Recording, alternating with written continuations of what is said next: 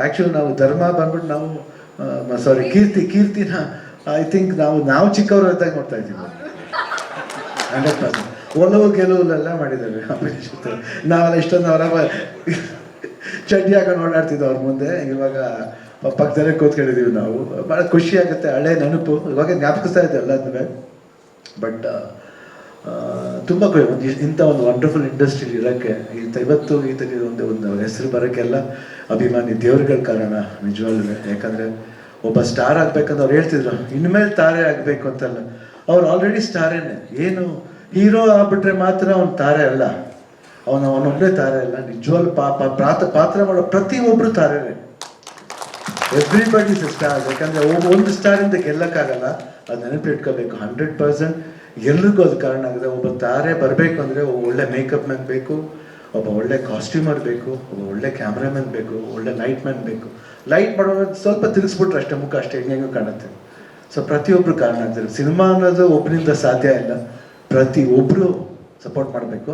ಅದೇ ರೀತಿ ರವಿಶಂಕರ್ ನೀವು ಅಷ್ಟೇ, ದಯವಿಟ್ಟು ಪ್ರಮೋಷನ್ ಬರಬೇಕು ನೀವು. ಅದು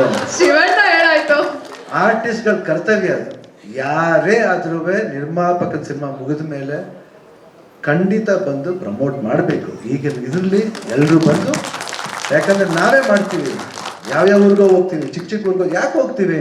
ಸ್ಟಾರ್ ಅಂದ್ಬಿಟ್ಟು ಸುಮ್ಮನೆ ಇರೋಕ್ಕಾಗತ್ತೆ ಇಲ್ಲ. ಆ ಸ್ಟಾರನ್ನ ಅಹಂಕಾರ ಬರಲೇಬಾರ್ದು. ನಮ್ಮ ಕತ್ ಯಾವಾಗ ನಮ್ಮ ಕುತ್ತಿಗೆ ಮೇಲೆ ಇರಬೇಕು, ನಮ್ಮ ಮುಖ ಯಾವಾಗ ನಮ್ಮ ಕುತ್ತಿಗೆ ಮೇಲೆ ಇರಬೇಕು, ಬೇರೆಯವ್ರ ಕುತ್ತಿಗೆ ಮೇಲೆ ಇರಬಾರ್ದು. We should hold our self. ಅವಾಗಲೇ ಜನ ನಮ್ಮನ್ನ ಹೋಲ್ಡ್ ಮಾಡೋದು.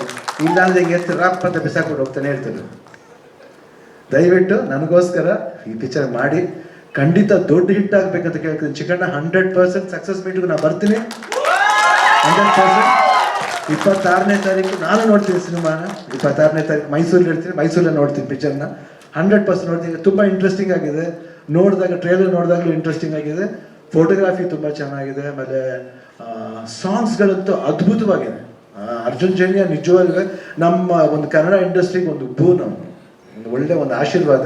100% ಒಳ್ಳೊಳ್ಳೆ ಸಾಂಗ್ಸ್ ಕೊಡ್ತಾ ಇದ್ದಾರೆ. ಅವರಾಗಿರ್ಬೋದು, ಅಜನೀಶ್ ಆಗಿರ್ಬೋದು, ಎಲ್ಲ ಇನ್ನೊಬ್ರು ಚರಣ್ ರಾಜು, ಸಿಕ್ಕಾಪಟ್ಟೆ ರವಿ ಬಸೂರ್ ಅವರು, ಅದು ಸಿಕ್ಕಾಪಟ್ಟೆ ಅವರೆಲ್ಲರೂ ಇಂಡಿಯನ್ ಲೆವೆಲ್ ಹೆಸರು ಮಾಡುವಂಥ ಮ್ಯೂಸಿಕ್ ಡೈರೆಕ್ಟರ್ ಆಗಿದ್ದಾರೆ. ಇವತ್ತು ಹಿಂದೆ ಎಲ್ಲೇ ಇವತ್ತು ತಮಿಳ್ ಪಿಕ್ಚರ್ನ ಶೂಟಿಂಗ್ ಹೋದ್ರು ಕೇಳ್ತಾರೆ, ಅವ್ರು ಏನು ಸರ್ ಹಂಗೆ ಮಾಡಿದ್ದಾರೆ ಕಾಂತಾರ ಮ್ಯೂಸಿಕ್ಕು.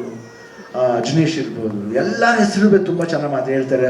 ನಮಗೆ ಭಾಳ ಹೆಮ್ಮೆ ಅನಿಸುತ್ತೆ. ಒಂದು ಕನ್ನಡ ಸಿನಿಮಾ ಬಗ್ಗೆ ಎಷ್ಟು ಮಟ್ಟಿಗೆ ಇಂಟರ್ನ್ಯಾಷನಲ್ ಲೆವೆಲ್ ಮಾತಾಡ್ತಾರೆ ಅಂದರೆ ಎಷ್ಟು ಮಟ್ಟಿಗೆ ನಮ್ಮವ್ರು ಇದ್ದಾರೆ, ನಮ್ಮಲ್ಲಿ ಟ್ಯಾಲೆಂಟ್ ಇದೆ.